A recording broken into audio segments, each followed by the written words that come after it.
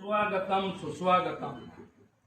आज या ठिकाणी वैशाली निवास साईनगर सौंदाळे येथे या वास्तूचा आज 10वा वर्धापन दिन आहे। त्या जानेवारी 16ला या वास्तूचं भूमिपूजन आणि गृहप्रवेश झालेला होता आणि वास्तुशांत झालेली होती।